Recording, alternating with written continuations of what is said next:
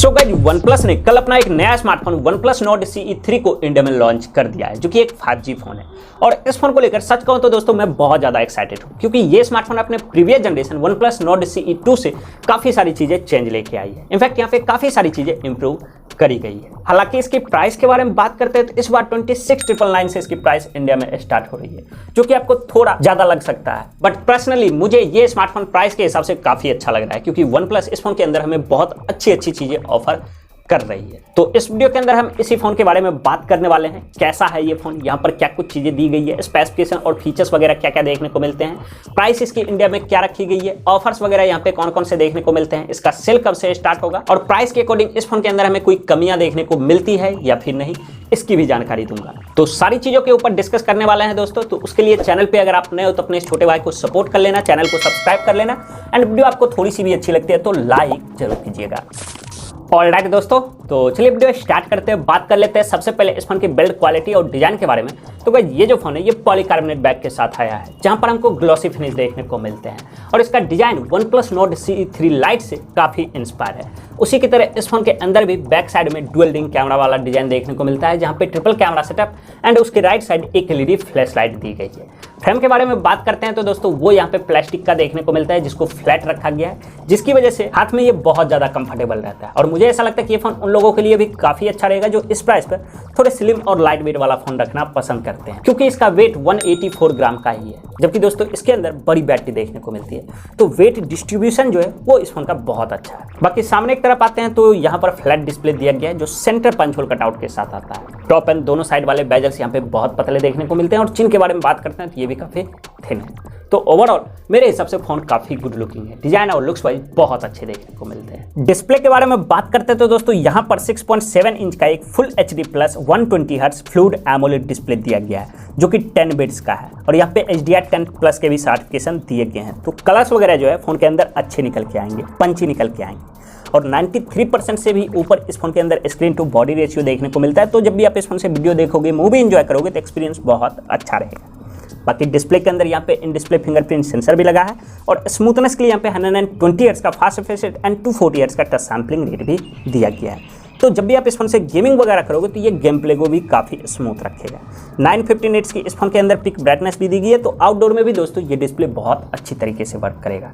तो ओवरऑल देखा जाए तो मेरे हिसाब से डिस्प्ले की क्वालिटी भी बहुत अच्छी है। परफॉर्मेंस के ऊपर आते हैं तो दोस्तों इस फोन के अंदर OnePlus ने स्नैपड्रैगन 782G की ताकत दी है, जो कि एक 5G प्रोसेसर है। 6nm पर बेस्ड है। Exynos 642L का यहाँ पे GPU लगा है और 5.5 लाख के करीब ये Antutu स्कोर निकाल कर दे सकता है। तो no doubt day to day life में ये फोन बिल्कुल मक्खन के जैसा चलने वाला है, कभी भी कोई दिक्कत नहीं आएगी।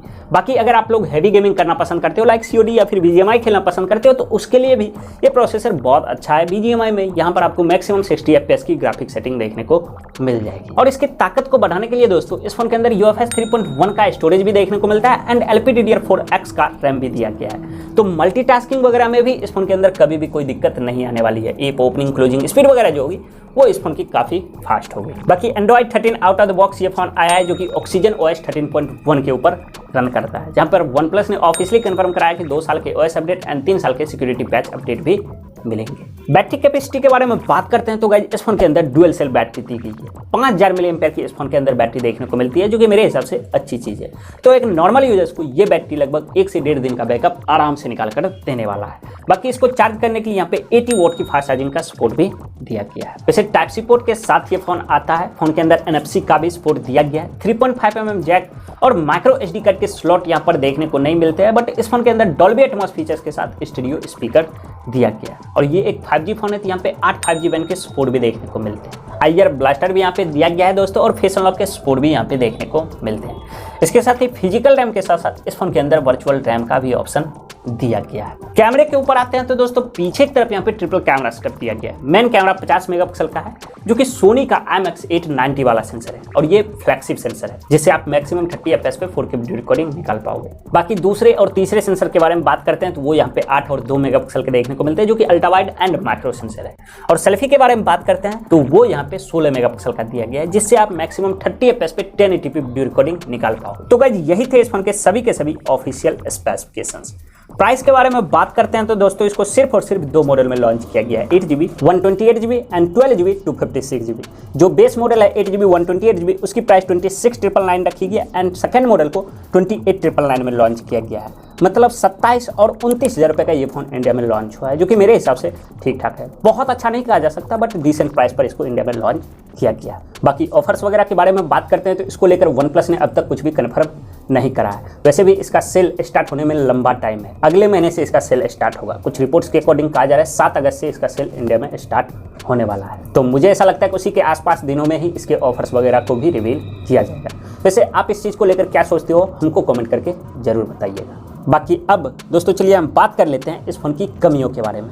वैसे देखा जाए तो इस फ़ोन के अंदर बताने लायक कुछ खास कॉन्स मेरे को नज़र नहीं आ रहे हैं। 1-2 जगहों पे OnePlus ने यहाँ पर कॉस्ट कटिंग करी है, वो चलिए मैं आपको बता देता हूँ।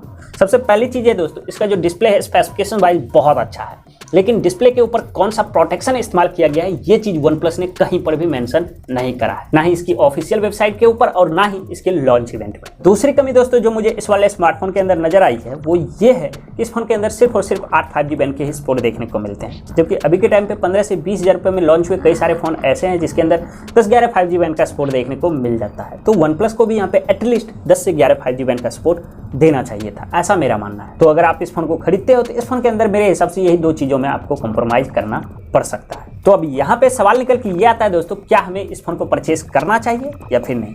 तो गाइस अगर आपका बजट 25 से 30,000 रुपये के बीच का है और इस प्राइस पर कोई ऑलराउंडर फोन परचेस करने की सोच रहे हो, specially camera centric phone purchase करने की सोच रहे हो, तो डेफिनेटली आप इस फोन के पास देख सकते हो। तो गाइस बस इस वीडियो के अंदर इतना ही। पसंद आए दोस्तों तो वीडियो को लाइक कीजिए, शेयर कीजिए और चैनल पर पहली बार आए तो सब्सक्राइब कीजिए। मैं मिलता हूँ अगले वीडियो में, तब तक के लिए जय हिंद।